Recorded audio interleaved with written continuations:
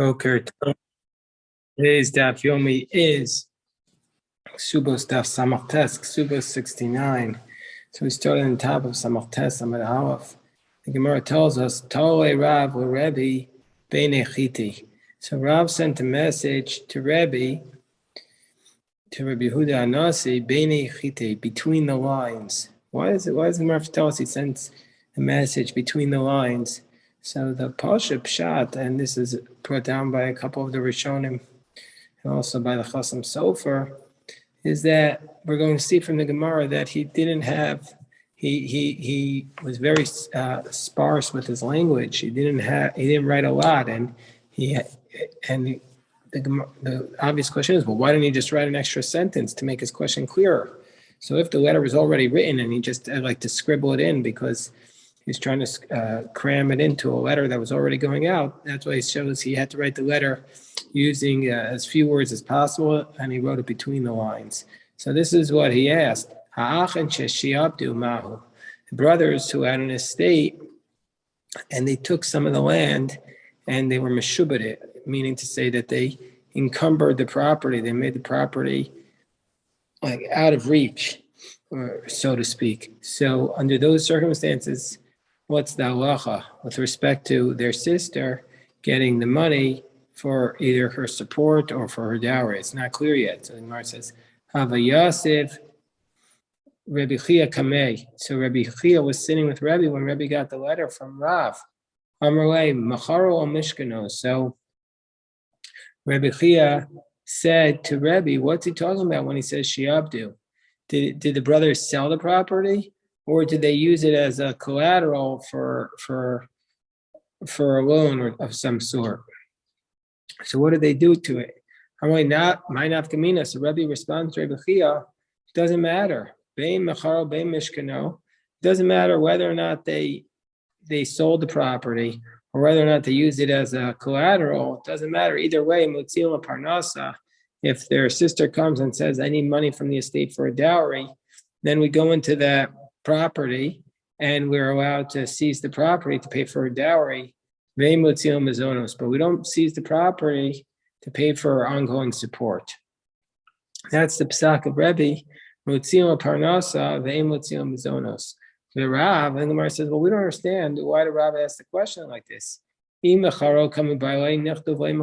he was asking about whether or not the property was sold, why don't he say Hachan Shemacharo? Why don't he say the brothers who sold the property?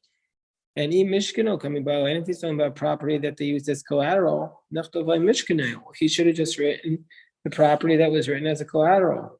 So the property that was used as collateral, can we use it for a loan? Can we use it to take out money for their sister? So the Gemara says, Rav Charvao Kami Bailei. Rav was actually asking about both, about Mishkano and Mecharo. This Savar, and he said as follows. He said, Ikasivnale Mecharo. He said, if I had actually written to Rebbe property that was sold, then Hanicha Ishal, then it would be good, Ishal Chidemotzian, as if he would say, yeah, if it was sold, we could take it out to support the sister. And Kol Shekem Mishkano, then if we could take a property that was actually sold to somebody else, then for sure if it was just used as collateral. But but if he sent me a letter saying, no, we don't touch such property, if it was sold, Akati Mishkano coming by, I would still have a question about property that was used as a collateral, whether or not we could take it out to support their sister. And Ikasivnale Mishkano, but if Rav had written to Rebbe about property that was used as a collateral, if he would have told me we don't take it out, Kol Shekei Macharo, then for sure if we don't take it out from a collateral, we don't take it out if it was sold. But if he said to me, sure, we take it out even though it was used as a collateral, Akati Macharo Kamabaile, I still wouldn't have known halacha in a case where it was actually sold. So therefore, Rav says, I'll say to Rebbe, Shiabdu, I'll say property that was encumbered. It could have implied either way, and I'll wait for him to give me a longer answer. And that's why if he had more space, he would have just written Mecharo or Mishkano, but since he didn't have more space, therefore he wrote Mishabel. So the Gemara says, Rabbi Yochanan, Rabbi Yochanan was an Amora and Rabbi was a Tana, but Rabbi Yochanan Amar, Echad Zeh v'Echad Zeh Motziin. He seems to be arguing with Rabbi because Rabbi says Motziin leParnasa, Motziin leMizonos, that we take out the money for a dowry, but not for support. And Rabbi Yochanan says in either case, we don't take out the money not for support and neither for her dowry. So the Gemara wants to know, how could Rabbi Yochanan, the Gemara wants to know what Rabbi Yochanan's position is. The Gemara doesn't ask, how could Rabbi Yochanan argue with the Tana?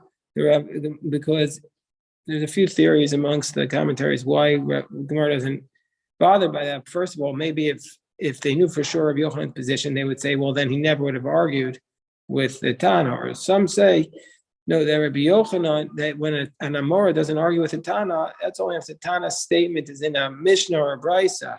If the Tana is just responding to a letter, well, then that's not canon, so to speak. So therefore, the Amora will be able to argue. Anyway, Rabbi Yochanan says, Echad Zeh v'Echad Zeh ein motziin. So Rabbi Yochanan, so Rabbi Yochanan says you don't take out money not for the collateral or for the dowry. Rabbi Yochanan was Shmielei Hada Rebbe. Maybe Rabbi Yochanan never heard of that which Rebbe said. Mi Shmielei Hama Mekabelei. And if he had actually heard it, he would have accepted it. Udoma Shmielei Hama Mekabelei. Or maybe he heard it, but he just didn't accept it. So the Gemara says, Tashma will try and bring a proof from what Rabbi Yochanan said, what Rabbi Yochanan's position was. The Imar, because we learned Misha Meis V'Niach Shtei Banos, we have the following source. They have somebody died and he left behind two daughters, Uben and a son. The Kadma Rishona, and the first daughter comes along, V'Nitla Isur Nechasim, and she takes 10% of the assets for her dowry. V'Ho Spika Shniel Gvos, and the second one doesn't yet collect the money at Shemesa Ben, and then the son dies. So now, once the son dies, the dynamic of the inheritance changes, that the two daughters now inherit the entire estate. Before, they were just getting 10% for the dowry. But now the two daughters split the estate, but the second daughter didn't yet get her 10% for her dowry. So, the second daughter didn't get her 10% for her dowry. So what's the story with that 10%?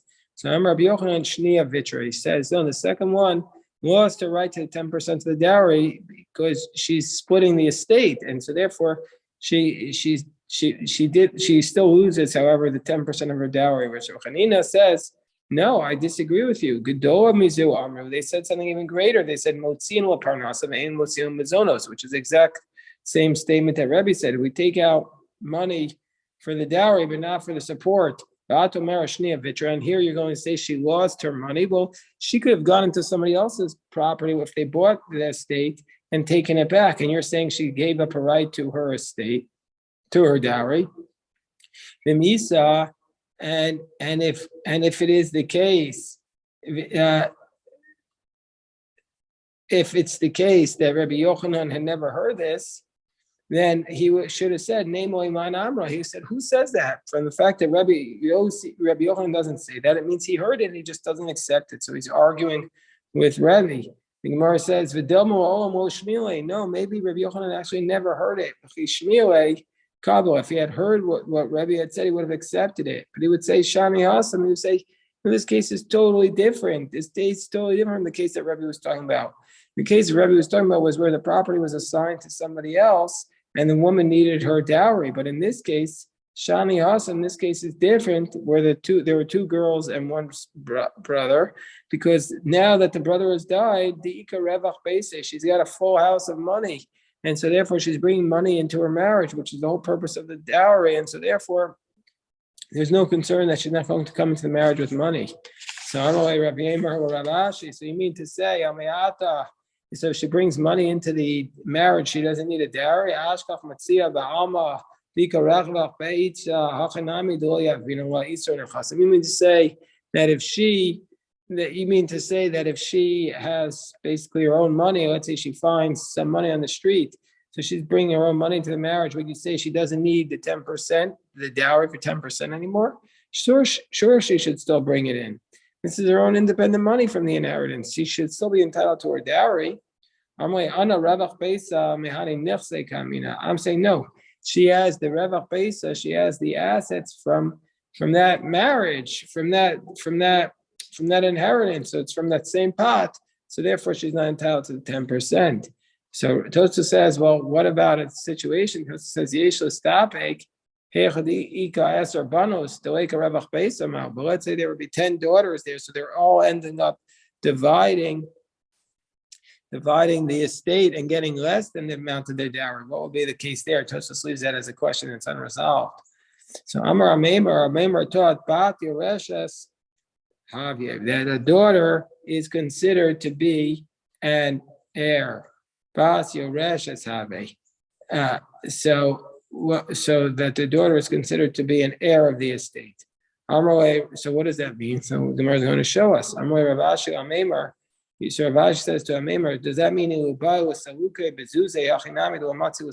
mean say, let's say they want to buy her off with money and say, we don't want you getting the property, we don't want you getting the real estate, we're going to give you cash instead, that they're not able to do it because she's an heir and they can't force her to accept it.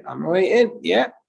And if they want to say to her, listen, we don't want to give you a right in every piece of land, we want to just give you that one specific land. You mean say they can't force that? That's indeed the case. Well, anyway, that was Amemar's position, that a daughter is considered an heir. But Rav Ashi says, Amar Balas Chov Hadi. Rav Ashi says, no, she's considered a creditor.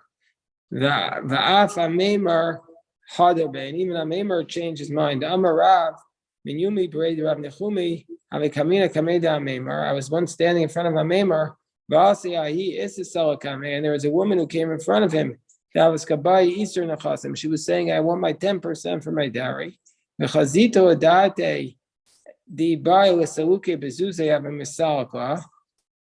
And I saw that his opinion was that if they wanted to just buy her off, they could have, which means to say that she was considered a creditor. Well, how did I see that? Because he heard that the brothers said, that they were saying to him, her, if we had money, we would have just bought you off. And he was quiet and he didn't say anything. So therefore, from the fact that he was quiet, that proves that he accepted their claim that they could buy her off. This proves that she was a creditor.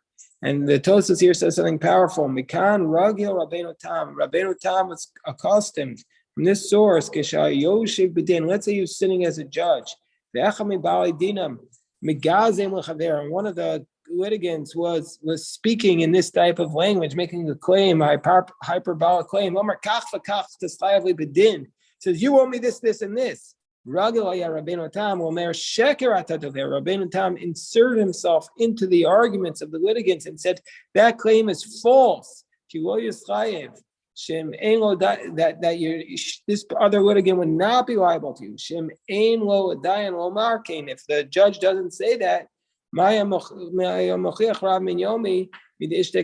could we have proved from Amemar's silence? So we see that if the judge allows a claim to go unchecked without inserting himself, that proves that the judge accepts it. That's what Rabbeinu Tam said, and that's why he would always say to the person, "You're saying a lie. You can't make a claim that that you could buy her off with money. She's not a creditor." But from the fact he didn't say that, proves that Amemar reversed himself and said that the sister is considered a creditor against the estate.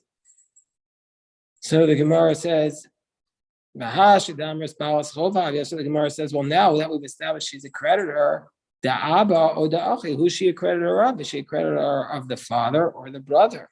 Gemara says, well, what do we care if she's considered a creditor of the father, who's now deceased, or a creditor of the brothers who are alive? So I'll tell you what the nafkamina is. Is to whether or not she could collect from the average money without an oath, or from the worst of the property and only with an oath. If she's a creditor of the father is dead, she's making a claim against the estate, the orphans, then she can only make the claim for the worst property and she has to take an oath. But if she's making a claim against the brother straight, then she doesn't need an oath, and she could collect from average property. So Gemara says,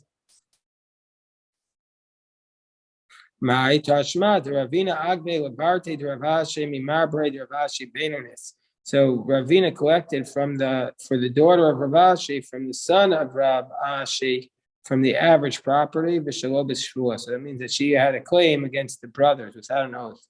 From the braid Rav Sama braid Ravashi, but from Ravashi's me braid Rav Sama from the grandson of Ravashi, from the son of Rav Sama, who is the son of Ravashi, Ziboris. Well, then it was from the next generation. Then he only did the claim from the worst property, Bishvua, with an oath. Shalchay Rav Nechemia braid Rav Yosef Rav Barafuna Zuta Minardai Kihas. So Rav Nechemia braid Rav Yosef said the message to Rav son of Rav Huna Zuta of Nardai Kihas Yisel Kamach. He said, when this woman comes in front of you to collect her dowry, collect it even from the itztrabua, meaning to say, you can only collect from real estate, but you could collect it. In this case, it's considered real estate because we're talking about a mill that was connected to the ground. So therefore, it's considered like real estate. Can you collect it even from the rent for the houses? That the rent that's coming from the house is considered to be real estate. Now we have a story coming up. So Ravanan sent to Rav Huna, he sent in the following message: Huna chaverin, Huna our colleague, shalom to you, peace upon you. When this woman comes before you, Agba Isur Michse, collect for her the dowry of 10%. Rav Huna did not like being called Huna. He says, "Who am I? He thinks I think I'm his buddy. Just called him by my first name. Huna Chavarin, Huna our colleague." So Aviyatzav Rav Sheshes Kamei Amarlei Zil Amalei. So Rav Sheshes was sitting in front of him, and he said to him, so Rav Huna said to Rav Sheshes, Amalei, go say to him, Uvishamti Yehe Mandalo Amarlei. And if you don't say exactly like I tell you, I'll put you in excommunication. Say to him, Anan, Anan. This is a very disrespectful way to speak back to Rav Hanan. He says, Anan, Anan. You want me to collect for a estate? Should I collect from movables or from real estate? Uman Yosef Beimar Zecha Beresh. And then he asked him a hard question to really show that, put him in his place. He said, who will sit in the house of the Marzecha at the head of the table? So also Rav Sheshes went to Rav Hanan, and Amalei said to him, Ma Rabba. So when Rav Sheshes went, he had received strict instructions not to deviate, but he didn't deviate. But prior to not deviating, he gave a preamble, which is kind of a deviation. But this was the preamble that he said. He said, Anan Anan mikarkayu mital tolai. So he says, from the real estate or from the movables. So Rav Sheshes went to Rav Hanan. He said, Ma Rabba, that you are great. Rav Huna Rabbe de Rabba. Rav Huna's your Rebbe too. Vishamuse Shamis. And he said he's going to excommunicate Mandalo Amarlei. Somebody who doesn't say exactly this. Vilav de Shamis Lavakamina. If he wasn't threatening me with excommunication, I wouldn't have said anything. And he told me to say, Anan Anan mikarkayu mital tolai. He said, Anan Anan, do I collect from the real estate or from the movables for this woman? Uman Yosef Marzicha Beresha. And who's sitting at the head of the Marzicha? So also Rav Hanan came to Mar Ukfa. So Rav Hanan went back to Mar Ukfa and he said, I'm like, Chazi Marahichi Shalchi Rav Huna. He says, the Mar Ukfa, look what Rav Huna sent to me. He called me Anan Anan. He said, Anan Anan. And furthermore, Marzicha de Shalchi. He said, this Marzicha that he sent me, I have no idea what it is.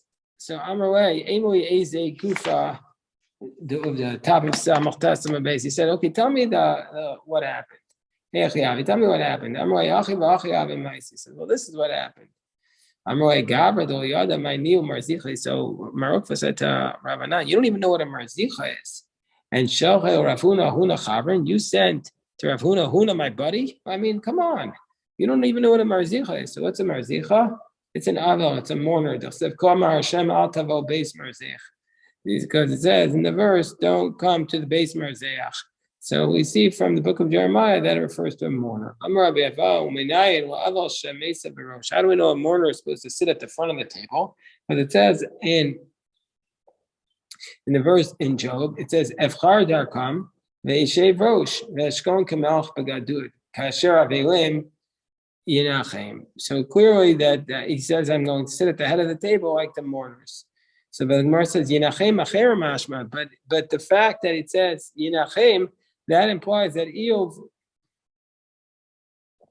was sitting at the head of the table like the Yinachem, like those who are menachim other people, not like the mourner, but like those who are comforting others. So it's like Yinachem ksiv. No, you read it not as Yinachem, but as Yinachem, meaning to say he was being the mourner, he was being comforted. Marzutra Amar Mehacha Baruch Atah Adinoi Elohim Melech Haolam Shehakol Miyeh B'Tvaro. Marzutra says, no, I have a different source, that the mourner sits at the head of the table. It comes from here. Misar, it says in the verse, Misar Mirzach Seruchim. So we learn from that, from Amos, Mar Vizach, the person whose mindset is bitter and unsettled. Nas Sar was Seruchim. He will become the Sar, the head, for those who come to comfort him. Some say, Radak says that the Seruchim comes from the expression of Nisharim. Those are the remnants. That it's that the mourner will sit on the head of all those people. Amar Rava, so what's the halach at the end of all this? That what you collect for the real estate, you collect for the dowry from the real estate, but not from the movables. Beilam Mizoni, Beilam Ksuba, Beilam Parnas. So whether you're collecting for support of the girl, whether you're collecting for the ksuba, for the widow, from the orphans, or whether you're collecting it for the dowry, you collect it from karka and not metalton, from real estate only. So now we're up to the next Mishnah. Mashlish ma'os ubito. Somebody he appoints a third party before he dies to give his money to his daughter. He designates this person to be a trustee. And so he has this money, and presumably he's dedicating, I want you to buy that piece of property. Buy that piece of property in Northwest DC. Buy right there on Connecticut Avenue. That's a good piece. And she says, Nema bali alai, give it to my husband. Yeah, you know what? Let's just make this deal here. You don't need to buy that exact thing. Just give the money to my husband. Mary says, listen. He has the trustee has to do exactly what the father told him. He can't deviate and give the girl the money directly. Rabbi Yossi Omer v'chiyena el sadeh. What's he telling him to buy? Rabbi Yossi says he's telling him to buy a field. She could sell that field. She could sell it right now, immediately. So therefore, since she has the right to sell it, presumably she can give it straight to her husband. When do we say that she has the right to sell it according to Rabbi Yossi? That we'll listen to her to give it to her husband if she would be an adult. Let's say she'd be a minor girl. A minor girl's actions are irrelevant. We don't pay attention to them. So instead of the Gemara Tana Rabbanan,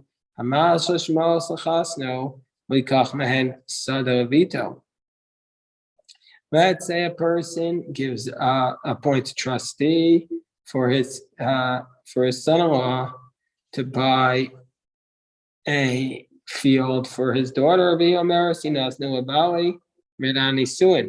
So, and he says, and the daughter says, "No, I just give him straight to my husband." So then, if they were fully married at that point, then we're going to say, that if they're fully married, we're going to say, listen, she could say designate to my husband. If she's just betrothed, then the trustee has to do exactly what he was appointed to do. That's the position of Rabbi Meir. Rabbi Yossi says, if she's an adult, if she's an adult, she can always do whatever she wants. But if she's a minor, So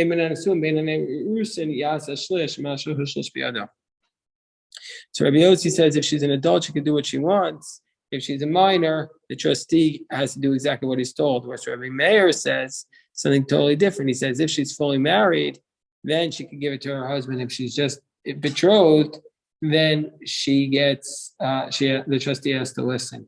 So the Gemara says, "My benayo," or is Rabbi Meir of Yossi? Where's the point where they're arguing?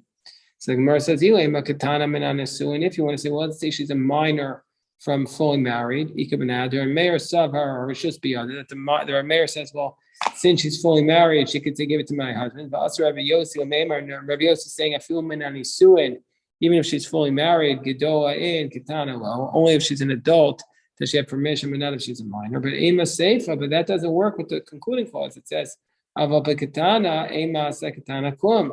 It says if she's a minor, her actions count for nothing. Now, Haman Katanila, who says this last line? Rabbi Yossi. If you want to say it's Rabbi Yossi, now we already said that Rabbi Yossi says that the actions of the minor count for nothing. We already learned that from the Reisha. The Rashi says, how do we see that? Because as it doesn't say Rabbi Yossi listens to her only when she's an adult. I mean, the Kamaisi time Milsa. From the fact that he gives a different logic, says this is a field and she wants to sell it. It's obviously that Rabbi Yossi is only talking about an adult. That's how Rashi explains it. So therefore, that's what the Gemara says. So who could sell it? In Katana he will. It's only an adult could sell a field and not a minor. So it must be that Rabbi Yossi is we already know Rabbi Yossi is only talking about an adult. So who's the last clause of the Mishnah? Is Rabbi Meir? He. So the last clause of the Mishnah that says the actions of the minor are nothing, it must be Rabbi Meir, and the Mishnah is deficient. This is what the Mishnah is saying. That the trustee has to do exactly what he's told.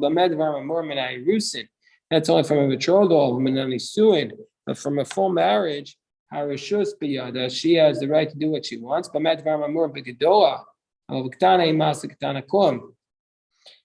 a minor, it's nothing. So therefore, what's the distinction between Rabbi Meir and Rabbi Yossi? The only distinction between them is if she's an adult, but she's only betrothed, that's a distinction. Because there, Rabbi Yossi would allow her to sell it, but Rabbi Meir wouldn't. And in Rabbi Yehuda Amar Shmuel, Rabbi Yossi, the laws like Rabbi Yossi that even if she's an adult, she could say, just give it to my husband. But Amar Rav Nachman halacha Rabbi Meir. The laws like Rabbi Meir says that only if she's fully married can she say, give it to my husband to sell. Okay, we'll stop here with the recording, but if people want to stay on,